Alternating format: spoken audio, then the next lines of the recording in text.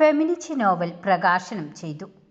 സ്ത്രീ പുരുഷ ബന്ധങ്ങളുടെ ഇണക്കങ്ങളുടെയും പിണക്കങ്ങളുടെയും കഥ പറയുന്ന ഫിറോസ് ഖാൻ പരപ്പനങ്ങാടിയുടെ ഫെമിനിച്ചി നോവൽ തിരൂരിൽ പ്രകാശനം ചെയ്തു. സൗഹൃദവേദി തിരൂർ പ്രസ് ക്ലബ്ബിൽ സംഘടിപ്പിച്ച ചടങ്ങിൽ മുൻ തിരൂർ നഗരസഭാ ചെയർപേഴ്സൺ AP നസീമ കവയിത്രി ഡോക്ടർ ഷാബി നൌഷാദിന് നൽകിക്കൊണ്ടാണ് പ്രകാശനം നിർവഹിച്ചത്. പുരുഷനെ അംഗീകരിക്കുന്ന സ്ത്രീകളെയാണ് കാലഘട്ടത്തിന് ആവശ്യമെന്ന് പ്രകാശനം ചെയ്തുകൊണ്ട് AP നസീമ പറഞ്ഞു. ഇന്നത്തെ കുടുംബങ്ങളിലെ ശൈഥില്യങ്ങൾക്കും ബന്ധങ്ങളിലെ വിള്ളലുകൾക്കും പ്രധാന കാരണം സ്ത്രീകൾ പുരുഷന്മാരെ അവഗണിക്കുന്നതും അംഗീകരിക്കാത്തതുമാണെന്ന് നസീമ ചൂണ്ടിക്കാട്ടി.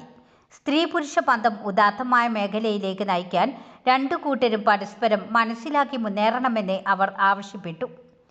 സൗഹൃദവേദി തിരൂർ പ്രസിഡന്റ് KP റഹ്മത്തുള്ള അധ്യക്ഷത വഹിച്ചു.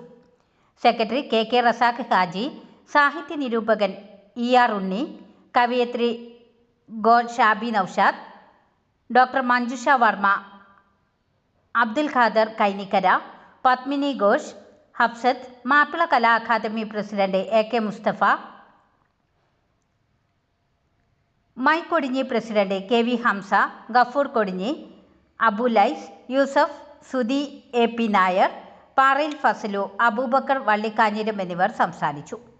നോവലിസ്റ്റ് ഫിറോസ് ഖാൻ പരപ്പനങ്ങാടി നന്ദിയും പറഞ്ഞു.